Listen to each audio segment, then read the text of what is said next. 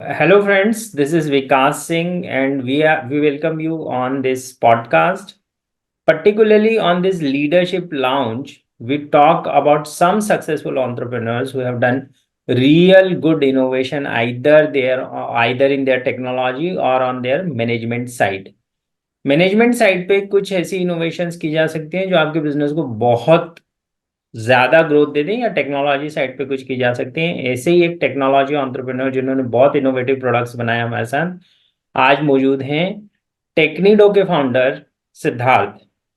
सिद्धार्थ एक ऐसे एंटरप्रेन्योर हैं जिन्होंने इंदौर में पढ़ाई करी, एक मिडिल क्लास बैकग्राउंड से हैं, खुद बूटस्ट्रैप करी कंपनी, और आज इनकी company one of the most innovative companies in at least in Madhya Pradesh मानी जाती है, पर्टिकुलरली इन इलेक्ट्रॉनिक्स थिंग्स। अभी आप लोगों ने बहुत जगह ये सुना होगा कि मुंबई ट्रांस हार्बर लिंक, जो मुंबई और नवी मुंबई को कनेक्ट करने वाला एक 8 लेन ब्रिज बना है अटल सेतु के नाम से, उस पे पहली बार on road tolling system, what is that called Siddharth? Open road tolling Open system, road ORT. tolling system. So that open road tolling system has been introduced, जिसके बारे में लोकसभा में गडकरी जी ने बड़े शान से बताया था कि अब आप लोगों को टोल पे रुकना नहीं पड़ेगा और चलती गाड़ी में आपका टोल डिडक्ट हो जाएगा and you don't have to wait on your tolling system. So ये बड़ी महत्वाकांक्षी परियोजना जो विकसित की गई भारत सरकार द्वारा, उसकी इनोवेशन के बैकएंड में इंदौर की एक कंपनी टेक्नीडो मौजूद है और उसके फाउंडर हमारे साथ हैं। So let's talk about his entrepreneurial journey and क्या क्या इनोवेशन वो अभी तक कर चुके हैं और क्या आगे करना चाहते हैं in Technido, and how he wants to take his business ahead, and we would like to learn a few things. हम कुछ ऐसी चीजें सीखना चाहेंगे सिद्धार्थ से जो हमारे सारे एंटरप्रेन्योर जो इसको देख रहे हैं वो सीखें और ये समझें कि हमेशा ये जरूरी नहीं होता कि आप अपनी कंपनी में बहुत सारा इन्वेस्टमेंट पहले स्टेजेस से ले लें और फिर कंपनी ग्रो करती है। यदि आपके पास में इनोवेटिव एंगल्स हैं और एक परसिवरेंस है तो आप अपनी बिजनेस को बहुत अच्छे से ग्रो करवा सकते हैं। So what do you Siddharth, सबसे पहले आप अपने को इंट्रोड्यूस करें, फिर टेक्नीडो को इंट्रोड्यूस करें एंड क्या आप कर रहे हैं, फिर I will be having a lot of questions. Good evening, sir. Firstly, thank you for having me here. And it's a matter of proud for me that you have considered me worthy enough to be included into your prestigious interviews. So, आपने काफ़ी अच्छे से describe करा everything. And the most important thing that you have said is कि money should not be a thing that should stop you from your starting your entrepreneurial journey. सो उसी चीज को शुरुआत से मेरे दिमाग में थी। कभी भी हमने ये नहीं सोचा कि पैसा is the main thing and it is a hurdle for us to start. So starting की बात करें तो I am an electronics and instrumentation engineer. I am 2007 pass out from Medicaps. और उसके बाद से ही हमेशा से मेरा जो इंटरेस्ट था that was in electronics. Since school time also, I was interested in electronics. So when I started, the idea was not to have, a very revolutionary business or a startup. Us time 2007 में तो startup word was not word there. ही नहीं था। So the idea was to live my passion, जो मुझे अच्छा लगता है. I was to enjoy that more. That was the aim. To be around electronic things. That was the aim.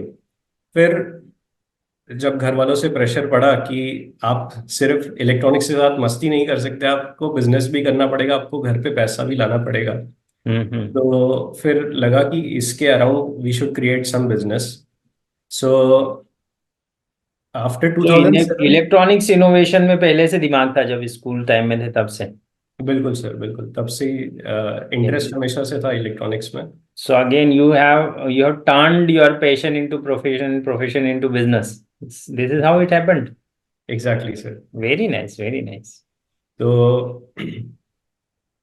जब हमने start 2007 to 2010, I was working in one of the companies as an electronics engineer, electronics for you करके एक magazine आती है, उसमें बहुत। मैंने काम करा था दिल्ली में। हम्म। और तभी ये सोचा कि अब इसको आगे और नेक्स्ट लेवल पे कैसे लेके जाएं और अपना बिजनेस कैसे स्टार्ट करें। तो इनिशियली सबसे जो मुझे पहला रास्ता दिखा वो ये दिखा कि आई वॉज इनटू ट्रेनिंग। मैं इलेक्ट्रॉनिक्स फॉर यू मैगजीन में भी ट्रेनिंग देता था बच्चों को about how to use electronics, how to make different circuits using electronics. तो वहां से स्टार्ट करा। तो और अब मेडिकेप्स के बाद आपने इलेक्ट्रॉनिक्स फॉर यू ज्वाइन किया है, दैट इज जी ऑल, सर, जी सर। And you were there trainer. वहां पे ये सर उनका एक ट्रेनिंग सेंटर था जहाँ पे बच्चों को बुला के ट्रेनिंग्स दी जा रही थी, hands on practical training on electronic circuits, Indore में ही? दिल्ली में सर। ओके, दिल्ली चले गए थे। उसके बाद में एक साल करीब दिल्ली में काम करने के बाद में वापस इंदौर आया। और इंदौर में साइंटेक टेक्नोलॉजीज करके कंपनी है, आपके वहाँ पीछे पे। ही है। हाँ। बिग शॉट, हाँ। तो वहाँ पे काम करा sir. he has inspired, I believe, more than 50-60 companies in Indore. मतलब बिल्कुल सर। Scientech is और the real thing that happened in Indore. हाँ, वो काफी एक बड़ा टर्निंग पॉइंट था। वहाँ पे जाके आपको मेरे जैसे इंजीनियर्स मिले और जिनका ये था कि सभी इक्वली पैशनेट थे। और सबसे हम्म। ज्यादा जो हमारे बॉस थे, केला सर, उनका vision, he is a visionary. और उनका रियल एनवायरनमेंट के प्रति जो डायरेक्शन डेडिकेशन है, है जो और डेडिकेशन है, वो बहुत ज्यादा इंस्पायरिंग है। बहुत इंस्पायरिंग। तो आज हम भी। लोग कोशिश करेंगे कि कैला जी को मतलब अच्छा याद दिलाया, and I am his fan, so I try to bring him on this podcast someday with you. आप लोग सब एक साथ अपन ट्राई दैट करें। Would be very valuable sir. Hmm. तो उसके बाद में फिर हमने सर ट्रेनिंग से स्टार्ट करा। तो 2010 तक, 2009 और 10 में साइंटेक में था। 10 में साइंटेक छोड़ के मैंने फिर ट्रेनिंग स्टार्ट करी। तो स्कूल कॉलेजेस में जाके बच्चों को ट्रेनिंग देते थे हम। अब हम्म। ये यहाँ पे ऐसा था कि इस चीज के लिए आपको कोई भी फंड की जरूरत नहीं रहती है। हम्म। इंफ्रास्ट्रक्चर कॉलेज का, फर्नीचर, लैब वगैरह सारी कॉलेज की। और इस ये एक ऐसी चीज है जहां से आप प्योर प्रॉफिट निकाल सकते हैं। तो वहीं हम्म। से हमारा जो सीड फंड है वो ट्रेनिंग वहीं से। से जनरेट हुआ। जी वेरी सर। मच लाइक रोबोट्रॉनिक्स के आपने क्या नाम, सिंह हाँ साहब जैसी हाँ। प्रैक्टिस, भूपेंद्र जी के। भूपेंद्र सिंह जी जैसी। तो हमारा एक, मान लीजिए कि एक ही युग में, एक ही एरा में हमने स्टार्ट करा था। हाँ। तो काफी कुछ वैसे ही था। और वहां से हमें अच्छी उस टाइम वर्कशॉप्स मिली, काफी कुछ फंड इकट्ठा हो गया। और वो ट्रेनिंग करते करते ही हम लोग आर्मी के एक कैंप में पहुंच गए जहाँ पे हमने अगेन इलेक्ट्रॉनिक्स की ट्रेनिंग दी। ओके। और वहाँ पे एक काफी सीनियर ऑफिसर थे, वो भी मतलब वो रिटायर होने की एज पे थे। उनका अगले महीने रिटायरमेंट था और वो भी ट्रेनिंग अटेंड कर रहे थे हमारी। तो उन्होंने को आइडियाज आए कि यार मेरे कई सालों से मेरे पास में आइडियाज थे बट मैं इम्प्लीमेंट नहीं कर पाया। तो क्या हम एक रोबोटिक्स लैब बनाए यहाँ पे, एक इनोवेशन सेंटर बनाए एमसीटी महू में। हम्म। और उन्होंने सारे आइडियाज डिस्कस करे और बताया कि ये सारे इंस्ट्रूमेंट्स क्या आप बना सकते हो। MCT Mhow means full form military college of military college of telecommunication engineering. Telecommunication engineer. जी। ओके। तो वो एक सेकंड टर्निंग पॉइंट था। हम्म। और यू जॉइंड विथ हिम, क्या किया आप लोगों ने? फिर सर हमें जो उनका आइडिया था एक इनोवेशन सेंटर बनाने का, हम्म। उस इनोवेशन सेंटर के आइडिया पे काम करा। हम्म। पहले आइडिएशन फेज में रहे, फिर हम्म। उसके बाद में उसी चीज को कमर्शियली एक टेंडर के फॉर्म में कन्वर्ट करा। हम्म। और क्योंकि हमारे पास तो कोई पैसा था नहीं, हम्म। तो उन्होंने ही हमें एक कमर्शियल पार्टी से इंट्रोड्यूस करवाया। हम्म। और वो उस कमर्शियल, बॉम्बे की कमर्शियल पार्टी थी, श्योर सेफ्टी सिस्टम करके नाम था उनका। हम्म। वो भी काफी हेल्पफुल थे। उन्होंने अ, उन्होंने यहाँ तक देखा कि भाई यंग बच्चे हैं, इनका कोई पुराना एक्सपीरियंस नहीं है, बट फिर भी हम्म। उन्होंने ट्रस्ट दिखाया कि हाँ आर्मी वाले बोल रहे हैं तो हम इस प्रोजेक्ट को लेते हैं। वो हम्म। एक टेंडर के फॉर्म में आया जिसको श्योर सेफ्टी ने conceive, I mean, take over करा। और हमें पैसा दिया कि आप ये सारे इंस्ट्रूमेंट्स बनाओ। हम्म। तो ऑर्डर ऑलरेडी आ चुका था। स्पेसिफिकेशंस हमने ही बनाई थी, और फिर उससे करीब वो प्रोजेक्ट 2014 में आया था, और उसकी वैल्यू थी 1.5 CR very overall. Big for startup, it was big money. जी सर। हम्म। तो वो सारा पैसा मिला हमें अलग अलग इक्विपमेंट्स बनाने का, उसमें हमने बहुत सारे इनोवेशन करे, हम्म। और वही इनोवेशंस आगे चल के हमारे लिए एक वैलिडेशन पॉइंट बना, एक ट्रस्ट पॉइंट बना। जब हम दूसरी कंपनीज के पास में गए और हमने बताया कि हम डिफेंस के लिए काम कर चुके हैं, तो एक हम्म। ऑलरेडी ट्रस्ट आ जाता है कि हाँ, आर्मी ने इनको अप्रूव कर दिया, तो मतलब तो बाकी। ये ट्रस्ट वर्दी हैं और अच्छा काम दे सकते हैं। हम्म। तो इसको हम 2014 से। किंग पिन स्ट्रेटेजी बोलते हैं। मैं बहुत सारी चीजें बीच बीच में रोकूंगा तुमको। बताइए सर, एक अच्छा है। इम्पॉर्टेंट चीज तुम्हारे साथ में, देखो टेक्निकली तुमने अपनी लाइफ ग्रो करी, बट उसका एक साइंस से पूरा जो तुम्हारे ऊपर प्ले हुआ तुम्हारी लाइफ में, उसको जी समझते हैं हम लोग, बाकी सारे एंटरप्रेन्योर्स को समझ में आएगा। और ये समझ गए तो जिन लोगों को साइंस समझ में आ गया, अगर वो प्रैक्टिकली उस साइंस को इम्प्लीमेंट करने लग जाएंगे लाइफ में, तो सक्सेस उनकी थोड़ी सी फास्ट हो जाती है। जैसे फर्स्ट, जब आप बिना पैसे के बिजनेस शुरू करते हो, तो you have to understand that first is कि आपका पैशन होना चाहिए, जो सिद्धार्थ का था। और वो सिद्धार्थ ने यूज करा अपने प्रोफेशन को चूज करने में। जहां से उस पैशन में एंटर करने की अपॉर्चुनिटी मिली, वहां से एंटर किए। And he started with service. दो first year was job, but then when he started his business, it was a service format business, जो मैं 7 स्टेप फ्रेमवर्क हमेशा बिजनेस का बताता हूँ। First stage should be service, second stage should be प्रोडक्टाइज service, third stage should be product, fourth fifth six stage अभी जैसे जैसे time आता जाएगा will be talking. So this is what happened with you. आपने service से शुरू किया, जी then sir. then you got the opportunity to get connected with the guys in Mau, and yes sir. then the things went to the productized format of service, कि अभी भी services ही देनी है, but अब हाँ थोड़ा सा प्रोडक्टाइज्ड फॉर्मेट में है, जहाँ पे क्लाइंट है, बट क्लाइंट को कुछ स्पेसिफिक प्रोडक्ट्स फॉर्मेट में सर्विस चाहिए।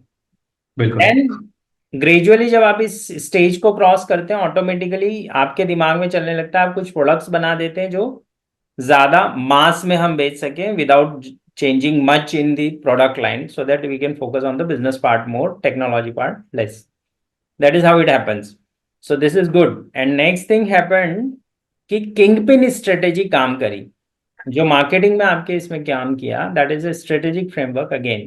कि अगर आप एक बड़े क्लाइंट को पहले पकड़ लेते हैं, तो मार्केट में आपको एस्टेब्लिश होने में जो ट्रस्ट का फैक्टर होता है वो बहुत कम हो जाता है। बिकॉज पीपल स्टार्ट ट्रस्टिंग कि आप आर्मी के को सप्लाई दे रहे हैं, इसका मतलब आप बहुत अच्छे हैं ऑलरेडी। दिस इज जी हाउ इट हैपेंस। सो किसी भी स्टार्टअप को यदि खड़ा होना है, तो they should actually follow these 3 steps with that you followed. Sir, honestly speaking कभी मैंने ऐसा सोचा नहीं। सोचा आज नहीं। आपने पॉइंट करा, तो मुझे लगा कि हाँ, अपने आप ये चीजें हो गई। बट नेचुरली होती है, लोगों को बस ऐसे समझ में नहीं आता है कि ये इसका साइंस क्या है। जैसे मैं हमेशा बोलता हूँ, आपको ये समझना पड़ेगा कि पहले भी फल नीचे गिरते थे, बट जब ग्रेविटेशन की बात साइंटिफिकली नीचे की जाने लगी, तो आपको ये समझ में आया कि जो चीज नीचे गिरती है, उसी के फोर्स को आप थोड़ा सा कंट्रोल करके रॉकेट को ऊपर भी उछाल सकते हैं। सो दैट बिल्कुल। Is how it happened. So अगर ये फोर्स जो मैं बता रहा हूँ ये कनेक्ट कर पाए entrepreneurs, so they will not be having that kind of death threat. अभी क्या होता है, 92% startups fail in first 10 years। हमारे यहाँ पे सृजन में 82% startup succeed in have succeeded so far in last 8 years। तो हमारा सक्सेस रेट क्यों ज्यादा है, जबकि हम तो कोई कहीं से इन्वेस्टमेंट लाते नहीं, कोई बहुत ज्यादा बuzz क्रिएट करते नहीं, हमारे एंटरप्रेन्योर्स के फंडामेंटल्स करेक्ट कर देते हैं, तो दे सक्सीड मोर। चलिए, then what happened after this getting this tender from government, sorry military, then you जी स्टार्टेड वर्किंग। हाँ सर, तो हमने उनको पूरी लैब एस्टेब्लिश करके दी। उससे हम्म। हमें काफ़ी कवरेज मिला with in the army fraternity. अलग हम्म। अलग सेंटर से हमें कॉल आने लगे कि हमें ये चाहिए वो चाहिए, और सारे टेक्नोलॉजी बेस्ड प्रोजेक्ट्स आने लगे। हम्म। तो हमारा पूरा फोकस एजुकेशन से शिफ्ट होके आर्मी पे हो गया था। हम्म। आर्मी के लिए उस टाइम पे 2014 टू 2017 और 16 आई कुड से हमने कई सारे अलग अलग प्रोडक्ट्स बनाए। अगर बताएं तो 12 अलग अलग प्रोडक्ट्स बनाए। हम्म। आफ्टर दैट लैब एस्टेब्लिशमेंट, उस लैब में भी हमने काफी इनोवेटिव प्रोजेक्ट्स बनाए थे। जैसे कि एक ड्राइवरलेस कार बनाई थी, एक गोल्फ कार्ट लिया था, उसको ड्राइवरलेस करा था कम्प्लीटली। और एक और मशीन बनाई थी जिससे आप रिमोटली वेपन कंट्रोल कर सकते हैं। तो और ये वो golf machine, cart, driverless golf cart किस पे, रिमोट पे चलती थी? अब आप उसके अंदर सर पॉइंट डाल दीजिए गूगल मैप्स पे, तो वो पॉइंट ए से पॉइंट बी तक अपने आप जाएगी बिना ड्राइवर के। ओके, और ये कब बनाई थी? ये 2014 में बनाई थी। Very nice. And you never talked about this thing even to me. बड़ी इंटरेस्टिंग चीज थी। तो उस समय उससे क्या हुआ सर कि कवरेज काफी अच्छा मिला। हम्म। और एक हमारी मशीन जो ऐड आते हैं जॉइन इंडियन आर्मी का, हम्म। उसमें भी फीचर करा था उस मशीन को। ओके। फिर अगले ये 2 साल हमने, जी सर। आर्मी वाला क्या बता रहे हो? What did you make? एक तो ये था गोल्फ कार्ट, दूसरी innovation that you are talking? दूसरा इनोवेशन था रिमोट कंट्रोल ऑफ वेपन। आप ओके। इंदौर में बैठे बैठे दिल्ली में राइफल को कंट्रोल कर सकते हैं। Rifles. Rifle sir. Very subtle, हाँ। हाँ। तो मतलब कश्मीर में यदि मैं बोलूं कि बॉर्डर पे आप जो सोल्जर्स को लगाते हैं, वो सोल्जर्स दिल्ली में बैठे बैठे कंट्रोल किए जा कर सकते हैं अपनी राइफल्स? आइडिया वही था सर अच्छा। कि आप बॉर्डर पे एक भी सोल्जर नहीं रहेगा, और हम्म आपने पोस्ट पे राइफल्स लगा दी, साथ में कैमरे लगा दिए। अभी हम्म तो यूएस में ड्रोन टेक्नोलॉजी है, या हम जो इसराइल से ड्रोन टेक्नोलॉजी खरीदते हैं, हम्म। उसमें भी आप कंट्रोल सेंटर में बैठे रहते हैं, ड्रोन उड़ाते हैं, और जहाँ पे आपको बम गिराना है वहां पे गिरा सकते हैं। हम्म। तो सेम चीज पे राइफल को मॉडिफाई करा था हमने। बट राइफल और ज्यादा कॉम्प्लेक्स सुनने में लगता है, नहीं, ड्रोन से? नहीं, ड्रोन ज्यादा कॉम्प्लिकेटेड है क्योंकि आपको साथ में उड़ाना भी है उससे। हम्म। और राइफल एक स्टैटिक है, और उसको स्टैटिक आप, है। बट वो जो उसको ऑब्जेक्ट मूव करेगा उसके हिसाब से आप राइफल को मूव कर सकते हैं, मतलब you have to have that stand which responds to that call. Stand भी था सर। पैन टिल्ट स्टैंड होता है जो रोटेट भी करता है और अप डाउन भी करता है। हम्म। और उसी को हमने एक रोबोटिक प्लेटफॉर्म पे लगा दिया था, मतलब 4 पहियों पे लगा दिया था। तो तो ये आप, इंडियन आर्मी यूज नहीं करती अभी? हाँ सर, मैं उस चीज पे आता हूँ। तो जी। अब क्या होता है कि इंडियन आर्मी में कोई भी चीज को इंडक्ट करने के लिए बहुत लंबा प्रोसेस होता है। ओके। Sorry sir.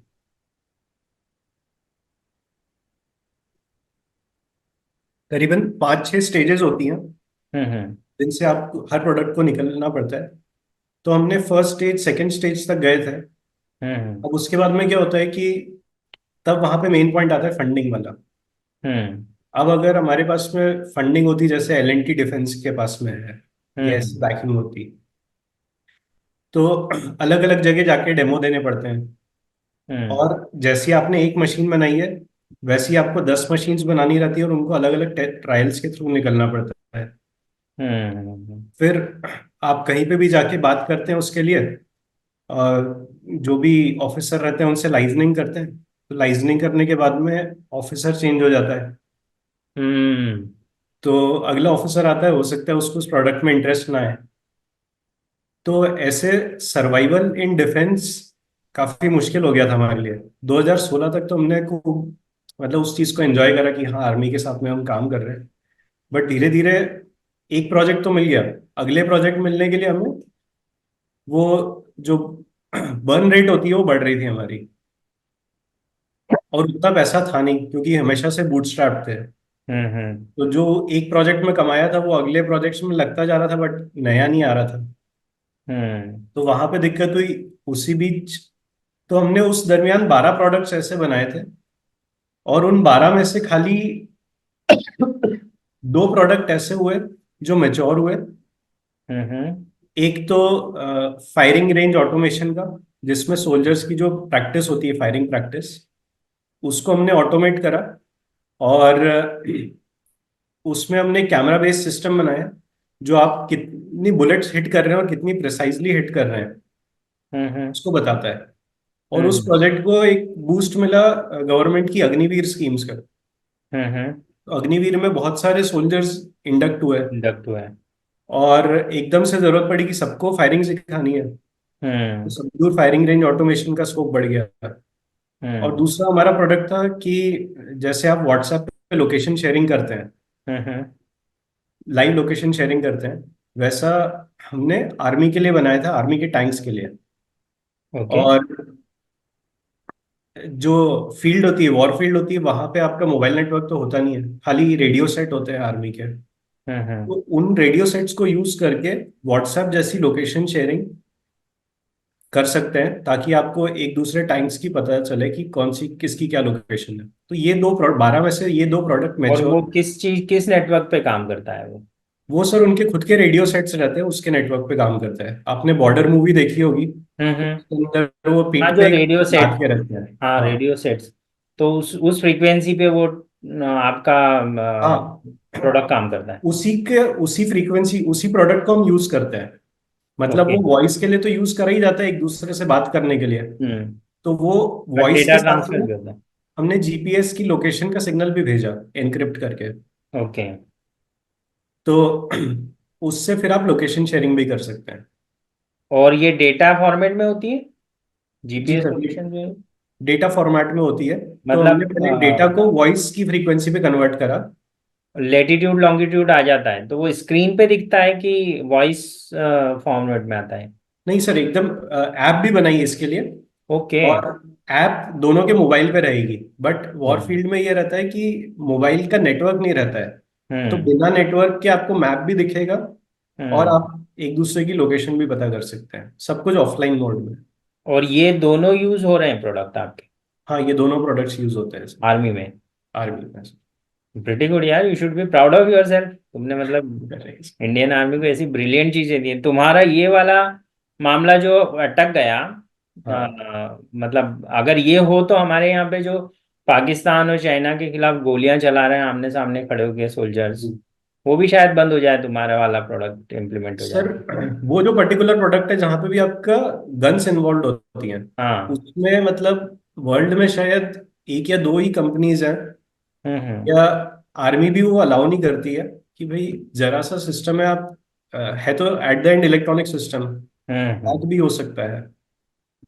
और हाँ, वो हेक भी हो सकता है, सही बात। हाँ, तो उतना स्ट्रिक्ट सिस्टम बनाना और उतना उसको टेस्ट करना, वो हमारी कैपेबिलिटीज से बाहर था।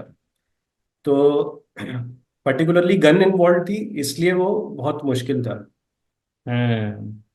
तो did you talk to some senior guys in army में, लाइक इस बारे में, उस इनोवेशन के बारे में किसी बड़े डीजीएमओ वगैरह के लेवल पे कभी बात हुई तुम्हारी?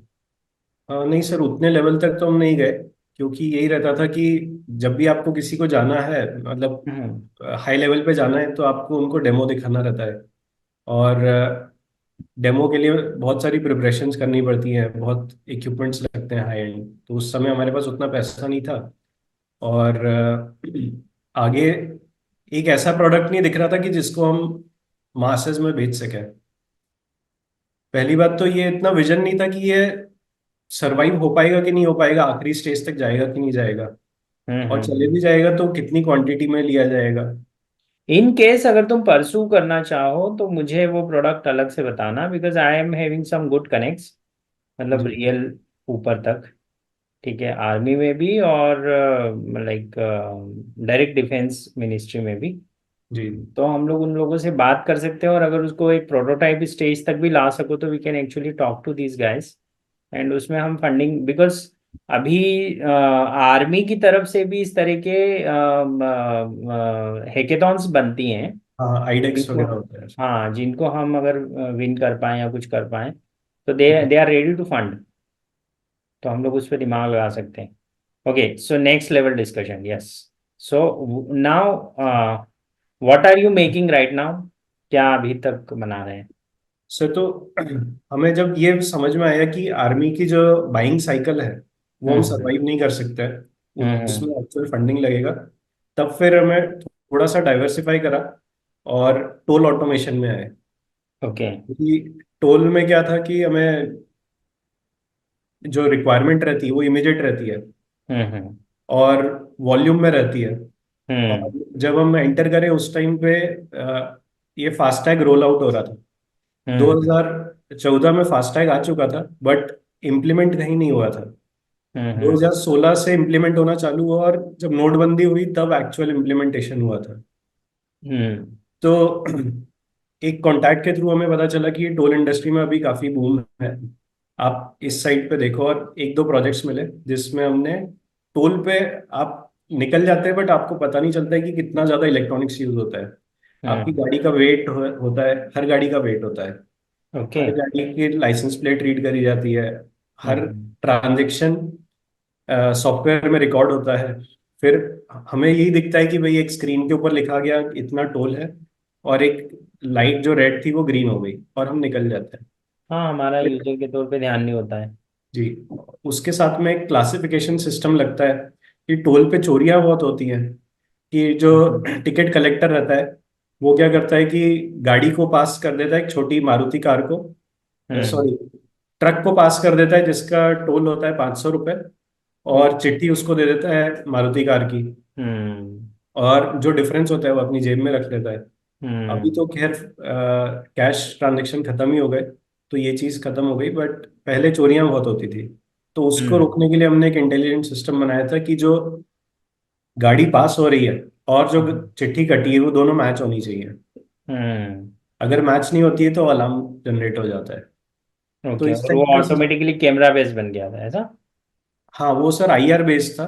तो एक आईआर कर्टन रहता है, एक साइड ट्रांसमीटर एक साइड रिसीवर। और जब हम्म। बीच में से गाड़ी निकलती है तो उसका एक what is the profile full form बनता ऑफ आईआर? है, इंफ्रारेड। इंफ्रारेड सिस्टम बनाया था, जी ओके। सर।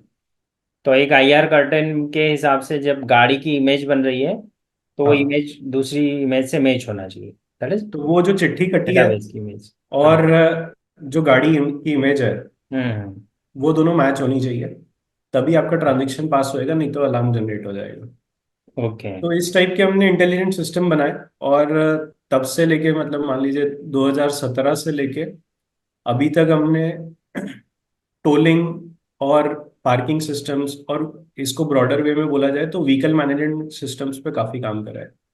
वेरी नाइस, जिसमें वेरी हमने नाइस। कोचीन एयरपोर्ट पे सिस्टम लगाया है, बॉम्बे एयरपोर्ट पे सिस्टम लगाया है। क्या और लगा अब है कोचीन एयरपोर्ट पे और बॉम्बे पे? सर कोचीन एयरपोर्ट पे हमने पार्किंग गाइडेंस सिस्टम लगाया है।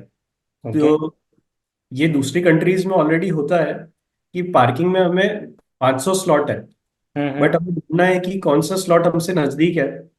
वो हमें पता नहीं रहता है। कई बार ऐसा होता है कि हम सीधे निकल जाते हैं और राइट हैंड साइड पे ही चार पांच स्लॉट खाली पड़े रहते हैं। तो ये हम्म। सिस्टम आपको ये बताता है कि आप सबसे नजदीक खाली स्लॉट कहाँ पर है तो जिसमें वो आप कोई डिस्प्ले होता है सामने जब एंटर करते हैं? जैसे ही आप एंटर करते हैं तो आपको डिस्प्ले लगे रहता है कि अगर आप सीधे जाएंगे तो चार पार्किंग स्लॉट खाली हैं और अगर आप लाइट लेफ्ट या राइट लेंगे तो कितने पार्किंग स्लॉट खाली है। तो स्टार्टिंग में पार्किंग के गेट पे डिस्प्ले है या हर थोड़ी दूर पे डिस्प्ले लगे? हर आइल पे डिस्प्ले है सर। ओके। और वो मल्टीपल डिस्प्ले आपका सिस्टम मैनेज कर रहा है? हाँ तो टोटल उस पार्किंग लॉट में 60 डिस्प्ले हैं। और हम्म। हर पार्किंग लॉट खाली है या भरा हुआ है वो कैमरा बेस्ड सिस्टम लगा हुआ है। Very nice. कैमरा ही ऑलरेडी कैमरे तो लगे हुए ही थे वहां पे कैमरे हर तो लगे हुए पार्किंग। थे, बस उसको। उस पे हमने इंटेलिजेंस डाला कि ये यहाँ पे गाड़ी खड़ी है या नहीं खड़ी है। हम्म। वो सिस्टम है। Very nice. तो इसको कुछ आर्टिफिशियली इंटेलिजेंट बना रहे हो, क्या कर रहे हो? ये सर एआई बेस्ड ही है पूरा। तो पूरा ये? हाँ कैमरे से फीड आता है और उस पे हम्म। कैमरा ये रिकॉग्नाइज करता है, कैमरे को पता है कि गाड़ी कैसी दिखती है। तो हम्म। अगर खाली स्लॉट है, वहां पे गाड़ी नहीं है तो उसको बता देता है वीकेंड। और अगर गाड़ी खड़ी हो जाती है तो उसको बता देता है ऑक्यूपाइड। ओके, और गाड़ियों में डिफरेंशिएट करता है वो, टू व्हीलर फोर नहीं सर, व्हीलर समथिंग? क्योंकि टू व्हीलर की पार्किंग सेपरेट होती है और फोर व्हीलर सेपरेट? की सेपरेट होती है। टू तो व्हीलर अलग में अलग। इतना विजन का प्रॉब्लम नहीं आता, मतलब छोटे पार्किंग लॉट रहते हैं आपको दिख जाता है कहाँ जगह है। हम्म। और एयरपोर्ट जैसे सिनेरियो में ज्यादातर फोर व्हीलर्स ही। फोर व्हीलर्स का ही मामला होता है। हाँ नहीं, हम थिंकिंग कि ये क्या हम लोग इंदौर के पार्किंग प्रॉब्लम को सॉल्व करने में या महाकाल की प्रॉब्लम को सॉल्व करने में यूज कर सकते हो क्या? बहुत तो जल्दी। इसी टाइप का सिस्टम हमने सर बॉम्बे एयरपोर्ट पे भी बनाया था, हम्म। जिसके अंदर क्या होता है कि जैसे आप अगर किसी पैसेंजर अपने को छोड़ने गए हैं, तो वहां पे आप जो ड्रॉप ऑफ एरिया रहता है वहां पे आप गाड़ी खड़ी करके अपने रिश्तेदार से मिलने लग जाते हैं, and you consume lot of time over there, जिससे ट्रैफिक कंजेशन हो जाता है। So hmm. We have developed a system जो, अगर आप 5 मिनट का आपका डिफाइंड टाइम है, हम्म। उससे ज्यादा अगर आप खड़े होते हैं तो वो आपके व्हीकल को आइडेंटिफाई करके जो वहाँ पे ट्रैफिक स्टाफ है उसको बता देता है कि this vehicle is standing for more than 5 minutes. And then he can approach and ask you to leave on right sir. और उस पे अभी इनका ये भी प्लानिंग है कि चालान सिस्टम भी जनरेट करेंगे, बट वो क्या होता है कि पॉलिटिकली बहुत सारा इन्फ्लुएंस हो गया। हाँ। आ जाते हैं, इंटरफेरेंस आ जाते हैं कि चालान बनेगा तो पैसा किसके पास जाएगा। हम्म। तो ये सारी चीज़ें, ये इश्यूज रहते हैं।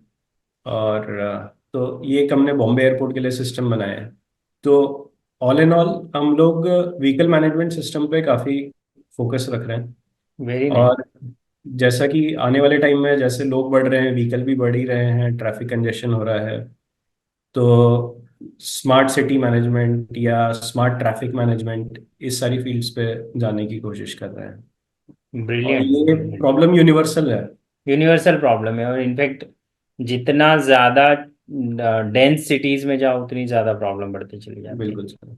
चाहे वो कितना ही वर्ल्ड की डेवलप्ड सिटी हो, बट पार्किंग तो डेवलप्ड सिटीज की प्रॉब्लम सबसे ज्यादा है। हाँ सर। तो दैट इज अ रियलिटी। मतलब this is a good line of business that you have thought of. बहुत सही लाइन चुनी है। Now let's talk about business more than technology, because हम टेक्नोलॉजी पार्ट काफ़ी इंटरेस्टिंग है आपका, तो मैंने उसमें ज़्यादा इंटरेस्ट लिया। एंड ऑनेस्टली स्पीकिंग, ये ऐसा पॉडकास्ट हो गया जिसमें मैं ज़्यादा इंजॉय कर रहा हूँ बनस्बत ये सोचने के कि मेरे लोगों को क्या देखने को मिलेगा है सीखने को। बिकॉज मेरा मानना है इनोवेशन एक ऐसा एलिमेंट है जो कि मेरे ये जो 7 स्टेप फ्रेमवर्क मैंने बनाया, इसमें फोर्थ स्टेज पे आता है, सॉरी फिफ्थ स्टेज पे आता है कि इंटीग्रेशन के बाद इनोवेशन पे फोकस करना चाहिए, and you are focusing from the day one on innovation. So that जी। Is very important. What were the difficult times like, जब आपको सबसे ज्यादा डिफिकल्टी हुई बिजनेस को सर्वाइवल मोड में रखने के लिए, मतलब जब ऐसा लगा कि अब शायद बिजनेस बंद ही हो जाएगा, ऐसा कब हुआ?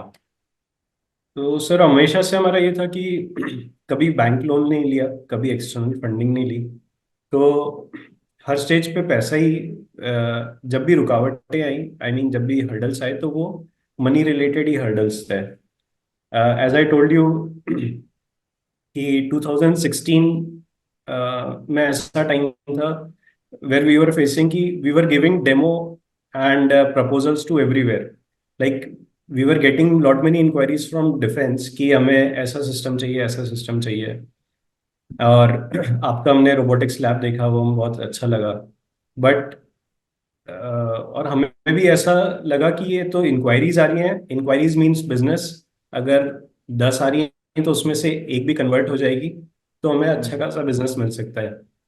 बट प्रॉब्लम ये थी कि हमें उतनी समझ नहीं थी कि हमें जो इंक्वायरीज आ रही हैं वो किस लेवल से आ रही हैं और उन लोगों की पावर कितनी है। तो हम्म। कंपनी में भी जो हायरार्की होती है वो बहुत वो ये बड़ी है। होती है कि हर डिपार्टमेंट की एक एक पावर होती है कि भाई आप फर्स्ट लेवल जो है वो 50,000 तक का परचेजिंग पावर है उनके पास में, जो प्रोजेक्ट ऑफिसर्स होते हैं उनके पास में 5 लाख तक की पावर होती है। और पावर के लिए फिर फंड्स भी आने चाहिए। तो हम्म। एंड जो फंड्स होते हैं वो रेगुलेटेड होते हैं सेंटर से। तो हम्म। हमको ये सारी चीजें पता ही नहीं थी, ये मतलब बिजनेस नॉलेज नहीं था, तो हम हमारी जो एनर्जी थी वो गलत गलत जगह डायरेक्शन जा रही में थी। जा रही। सो पूरे टाइम प्रपोजल्स बन रहे थे, पूरे टाइम डेमो हो रहे थे, but we were not aware कि इन सबके ऊपर जो कंट्रोलिंग पावर है उनको शायद टेक्नोलॉजी से उतना प्यार नहीं है। सरोकार ही नहीं है। हाँ। तो आपको what was the most frustrating time? यही 2016 का टाइम था हाँ जब? सर, 2016 का था कि where we were submitting proposals, where we were submitting quotations, hmm and giving demos अलग अलग सिटीज में जाके, जो भी हमारे पास उस टाइम इक्विपमेंट्स थे, we were giving demos, but they were not getting converted. Hmm And later we realized कि आर्मी का purchasing cycle is completely different from the all other industries. Hmm And people can give you courage, people can give you motivation, but at the end business देना हर किसी के हाथ में नहीं होता है. तो तो the learning from this phase, इसकी yes, सही डिसीजन मेकर तक पहुंचना बहुत इंपॉर्टेंट है exactly sir. मेरे ख्याल से, है ना? कि अगर if you are pitching to the wrong guys, don't expect to get the business. तो वो एनर्जी वेस्ट होगी सर, आपका एनर्जी पैसा भी बेस्ड। वेस्ट होगा, एनर्जी वेस्ट होगी, और एट द एंड फ्रस्ट्रेशन आएगा कि आपने हम्म। सही जगह अप्रोच नहीं करा. So before getting into government businesses, first decide कि ये बंदा डिसीजन भी ले सकता है कि नहीं ले सकता है इस चीज को हाँ. परचेस करने में। दैट इज और ये वेरी चीज इंपॉर्टेंट। हमने एग्जीबिशंस में बहुत ज्यादा देखी कि हम्म आप एग्जीबिशन में, हमने शुरुआत में ज्यादा पैसे नहीं होते थे, बट हम फिर भी हम्म स्टॉल लगाते थे, 50,000 रुपये 70,000 रुपये देके हम्म स्टॉल लगाते थे. इलेक्ट्रॉनिक एक्सपोज जो होते थे, वहां पे जो लोग आते थे वो इतने प्रॉमिसिंग साउंड करते थे कि ये तो अगले दिन ऑर्डर दे देंगे. हम्म। और फिर एट द एंड आप कितना भी फॉलोअप लो, वहाँ कुछ होता ही नहीं। वहां कुछ होता ही नहीं. तो मेरा मतलब मेन सजेशन यही है कि जैसे हम बैकग्राउंड चेक करते हैं ना, तो जब आप किसी को रिक्रूट करते हैं तब उसका बैकग्राउंड चेक करते हैं, जब आप हम्म शादी करते हैं किसी से तब उसका बैकग्राउंड चेक करते हैं. तो वैसे आप, अगर आपका कस्टमर है तो उसका भी हम्म। बैकग्राउंड चेक करें कि वेरी इंपॉर्टेंट सजेशन। कहाँ से है वो, कितनी पावर है उसके पास में, और हमारी एनर्जी, वो सिर्फ ब्लफ तो वेस्ट नहीं तो कर नहीं रहा है, करना। एनर्जी वेस्ट तो नहीं कर रहा है. That is very very very important thing.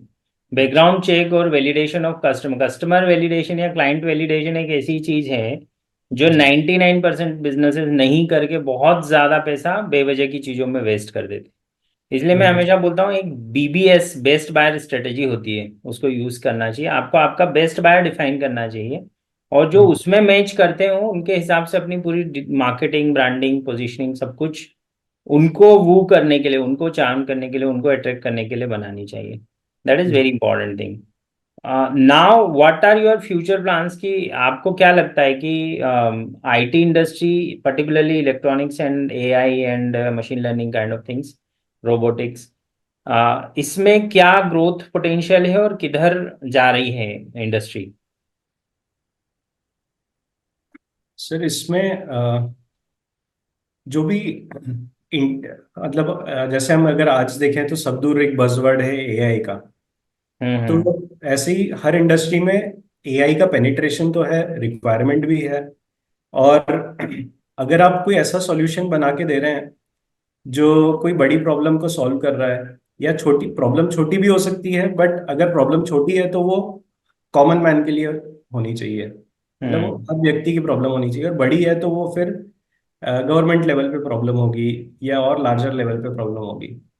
तो इसी टाइप की हम प्रॉब्लम्स को आइडेंटिफाई कर रहे हैं. तो जैसा मैंने आपको बताया कि our focus is on vehicle management system, तो अभी हम hmm we are trying to bring down a very compact system कि घरों के बाहर जो पार्किंग होती है या मल्टीज के हम्म बाहर जो पार्किंग होती है, तो काफी लड़ाई झगड़े इस बात पे होते हैं कि भाई ये तो मेरा पार्किंग स्लॉट था, आपने इसमें अपनी गाड़ी खड़ी कर दी. हम्म तो उसके अराउंड एक सॉल्यूशन डेवलप कर रहे हैं. जो नो पार्किंग एरियाज होते हैं उसकी वजह से काफी ट्रैफिक जैम्स होते हैं, तो उसमें उसके लिए सॉल्यूशन डेवलप कर रहे हैं. But at the same time AI word से ही काफी कॉस्ट भी साथ में आती है. तो हम्म आर थिंकिंग इज कि जितने में आपका आजकल एक कैमरा आ जाता है, 1,000 2,000 में एक नॉर्मल कैमरा आ जाता है जो आप घर के बाहर लगाते हैं, हम्म उसी प्राइस रेंज में एक ऐसा सिस्टम हो जो और इंटेलिजेंट सिस्टम हो. हम्म। So our aim is to bring down the cost and add AI technology to, or some AI features intelligence into to. The similar same kind of cameras and all. So जी. आप पूरा एक hardware solution लेके आएंगे, ऐसा? जी sir, उसमें that would be combination of hardware and some kind of app. हाँ, hardware software kind of solution बिल्कुल। जो नॉर्मल अभी जो हर आप घर में लगा सकते हैं, और जो छोटे छोटे हमारे झगड़े होते हैं उनसे आप you can get rid of them. Very nice. So, what are your three biggest mistake that you have made in your entire journey? And what were your three most important learning that you would like to share with the team, with the people who are here in our ecosystem, right sir. all the entrepreneurs? तो sir first है इसकी, मैं जो feel करता हूँ, मैंने technology पे और इनोवेशन में हर बार, मतलब इनोवेशन से मुझे प्यार है, तो वो कुछ ज़्यादा ही प्यार है मुझे। तो वो प्यार को थोड़ा कम रख के बिजनेस से भी Business. प्यार करना सीखना चाहिए। Hmm. तो कई बार मैंने ये रियलाइज करा है, बाद में मिस्टेक मुझे समझ में आई है कि सुपर एक्साइटेड होके हमने कुछ प्रोडक्ट बना दिया, और वो प्रोडक्ट चला भी, बट वो बिजनेस पॉइंट ऑफ व्यू से इतना वाइबल नहीं था, या it was not addressing the right market. But अगर एग्जीबिशन में दिखाना है तो it was very attractive. It was very, बहुत सारे बिजनेस मॉडल इसलिए बनते हैं। मैं हमेशा बोलता हूँ प्रोडक्ट्स और बिजनेस मॉडल में ये गलती हो जाती है, टेक्नोलॉजी बिजनेस में पर्टिकुलरली, कि टेक्नोलॉजी बिजनेस में टेक्नोलॉजी 20% होती है, बिजनेस 80% होता है। 90% entrepreneur who come from the IT side और टेक्नोलॉजी साइड, उनका टेक्नोलॉजी एंगल बहुत बड़ा हो जाता है, बिजनेस एंगल छोटा हो जाता है, एंड कंपनी फंस जाती है, उलझन में आ जाती है। तो दैट इज वेरी इंपॉर्टेंट। वो 80-20 का प्रिंसिपल यहाँ लगता है, technology should be 20%, 80% should be business. Very important. Second sir ये है कि इसी से थोड़ा सा रिलेटेड है कि हम अगर कुछ लॉन्च कर रहे हैं या कुछ नया है, नया प्रोडक्ट है, तो उसको इम्प्रोवाइज करने में इतना टाइम लगा देते हैं, परफेक्शन में इतना टाइम लगा देते हैं कि वो उसकी जो राइट टाइम राइट प्लेस वाली जो वैलिडिटी है वो खत्म हो जाती है। वेरी तब वेरी तक कोई इंपॉर्टेंट। दूसरी कंपनी आके उससे उस अच्छी चीज मार्केट को लॉन्च कर पेनिट्रेट देती है, कर। या वो आइडिया ही उसका एक्सपायरी डेट निकल जाती है। तो यहाँ पे ये बहुत इंपॉर्टेंट बात है कि अगेन वही वाली बात है, विंडोज या आईफोन से आप सीख सकते हो that you should develop it in the versions format. जी। बहुत इंपॉर्टेंट है, क्योंकि अगर आप विंडोज बनाने में ही पूरा टाइम लगा देंगे और लॉन्च नहीं करेंगे, then that is a problem. इसकी बजाय विंडोज के 15 फीचर बनाएं, 15 के साथ लॉन्च कर दो, फिर 16 के साथ में विंडोज वर्जन 2 लॉन्च कर देंगे हम। That is very important. तो taking the first step is very important. First step at the right time is very important. वो जस्ट डू इट टाइप्स ने, Nike, Nike, whatever you call. So just do it is important. हमारे मामले में भी ये इस podcast में ये हुआ था कि मैं बहुत साल तक सोचता रहा पॉडकास्ट करेंगे, पॉडकास्ट करेंगे, हाँ। पर फिर आई वाज लाइक ये कर लें, वो कर लें, वो कर लें, कर नहीं पाए। Then I one day I decided जैसा होता है शुरू करो, and now we are here. At least कुछ लोगों से बात करना शुरू तो हुई। That exactly. Is very important. Otherwise सारे एंटरप्रेन्योर्स की कोई जो बेसिक मदद हो सकती है ना, at least for your about your innovation. जैसे अब अटल सेतु में आपने टेक्नोलॉजी लगाई है, दिस आई बिलीव इंदौर की मीडिया को ही नहीं पता है, और जितने मेरे पत्रकार बंधु देख रहे हो उनको ये पता होना चाहिए कि ये अटल सेतु की टेक्नोलॉजी जिसके बारे में आपके नितिन गडकरी जी बात कर रहे थे लोकसभा में, वो हमारे एंटरप्रेन्योर सिद्धार्थ ने बनाई है। तो जरा जाके आप इनको कवर करिए। इनका ऑफिस इलेक्ट्रॉनिक कॉम्प्लेक्स में है, टेक्नीडो के नाम से। दैट इज जी very interesting. What is the third learning? Sir, third learning is कि every day is a learning, कि आपको हर रोज सीखना है, और कभी भी आपको ये नहीं लगना चाहिए कि हमें सब कुछ आ गया है। हम्म। और एक चीज मैंने बहुत इम्पोर्टेंट, मेरे एक मेंटर हैं, गुरु हैं, उन्होंने सिखाई है कि फोन हमेशा उठाओ। हम्म। कुछ भी हो, कितनी भी बड़ी गलती कर दी हो आपने, फोन उठाओ। और कभी भी ये नहीं कि, मैंने कई बार ऐसा करा है कि नहीं, फोन बज रहा है, अपन ने उठाया ही नहीं है, कि अरे कस्टमर चिल्लाएगा और अपने को काफी बातें सुननी पड़ेंगी, या डिलीवरी लेट हो रही है तो अपन ने फोन उठाना बंद कर दिया। तो हम्म। कभी ऐसा नहीं होता है कि अगर कोई मीटिंग में है तो फिर फोन छूट जाता है, बट हमेशा कॉल बैक जाता है। और कई कस्टमर्स ने मुझे ये बोला कि यार हम तुम्हें बिजनेस इसीलिए दे रहे हैं कि तुम्हारा कम्युनिकेशन स्ट्रांग नहीं है, बट तुम्हारा कम्युनिकेशन है, अवेलेबल है, यू आर ऑलवेज अवेलेबल। हम्म। और कोई भी बात हुई हमेशा कम्युनिकेट करा मैंने। कि सर ये आपका कंसाइनमेंट लेट हो रहा है, इस वजह से लेट हो रहा है। और फोन हमेशा अटेंड करे, कभी भी ये नहीं करा कि फोन उठाने बंद कर दिए। Very nice. Being transparent and available to communicate with the clients जी is सर। very, very, very important. इस मामले में I'll mention one person's name, थोड़ा सा हट जाएगा, बट इस पॉडकास्ट का चूंकि इंदौरी एंटरप्रेन्योर से बहुत, मध्य प्रदेश के एंटरप्रेन्योर से बहुत लेना देना है, तो हमारे सांसद हैं शंकर जी लालवानी। उनके वो हमारे जिलाध्यक्ष हुआ करते थे जब मैं भारतीय जनता पार्टी की प्रदेश कार्य समिति में था, तो इंदौर में वो काम करते थे। तो हम लोग कुछ एक इवेंट साथ कर रहे थे, तो मैंने हमारी कुछ बात चल रही थी, तो उन्होंने बोला तुम फोन लगा देते विकास। मैंने बोला भाई साहब जिलाध्यक्ष और इतने बड़े बड़े नेता फोन कहाँ उठाते हैं?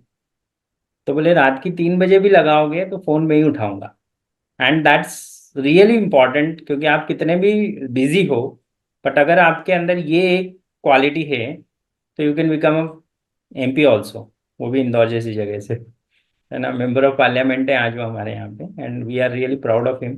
बहुत अच्छा काम कर रहे हैं।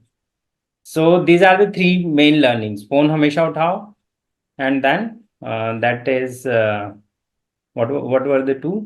और अपने प्रोडक्ट से ज़्यादा प्यार नहीं करना है, लॉन्च करना है एटी उससे। ट्वेंटी का प्रिंसिपल याद रखना है, that you have to get into the market also, नहीं तो इनोवेशन लूप में फंस जाओगे। And what was the first one? And identifying your right customer. Very customer. Important, get into the decision making mode. मतलब अगर decision maker नहीं है तो आप उसके साथ मेहनत करके will get into a trap, जहाँ पे आपको हो सकता है बहुत महीने खराब हो जाए, बहुत टाइम खराब हो जाए, बहुत पैसा खराब हो जाए। This is very important. Anything, any one message that you want to share with our budding entrepreneurs, Siddharth, जो आपके जैसा पहुंचना चाहते हैं? Now you are a big, like doing really good innovations and all, and business भी अच्छा चल रहा है अभी। अभी भी बहुत मतलब आगे जाना बाकी है, और काफ़ी सारी चीज़ें सीखना बाकी है। अ, इस एक बात में मैसेज जो सबसे ज्यादा इम्पैक्ट कर सकता है एंटरप्रेन्योर्स की life, which you a, feel? ये सर कि ये गडकरी जी की एक मैंने इंटरव्यू देखा था, उसमें से मैं बताऊंगा।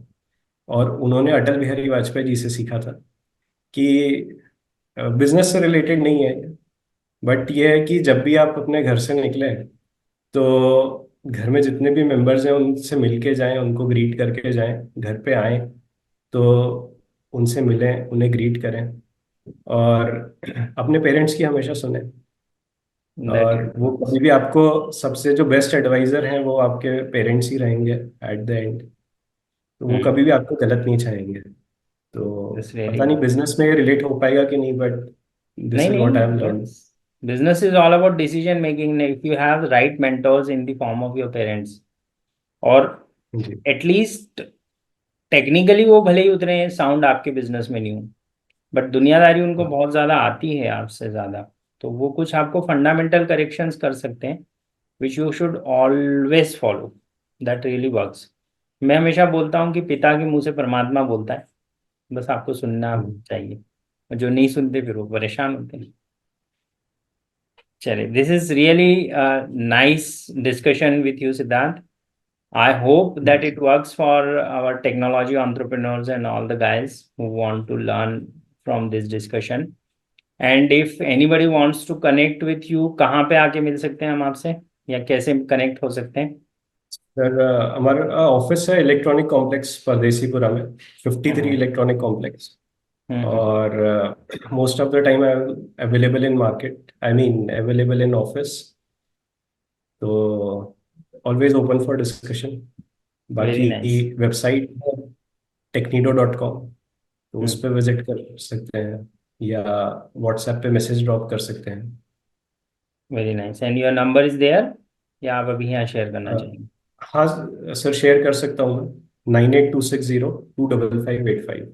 Very nice. So if anybody wants to learn from Siddharth, I am here. We can say that he is always available. And अगर आप एक टेक्नोलॉजी एंटरप्रेन्योर हैं, कुछ इनोवेटिव करना चाहते हैं AI, रोबोटिक्स, इलेक्ट्रॉनिक्स में, so we have a role model here, जिसने एक बूटस्ट्रैप करके एक कंपनी खड़ी कर दी एक दर्जे तक, और he is doing really good, and I am really seeing it forward. मतलब कुछ ऐसा साइंटेक जैसा बड़ा बनाओ, है ना। एंड आपके पास में आपके पीछे ही हैं केला जी, सो हाँ कीप सर, मीटिंग हिम, ठीक है। उनका हाथ रहता है हमेशा सर। हाँ, इज वेरी नाइस फेलो। चलो, thank you Siddharth, it was nice discussion. किसी दिन आओ IT park, will sit together. बिल्कुल सर।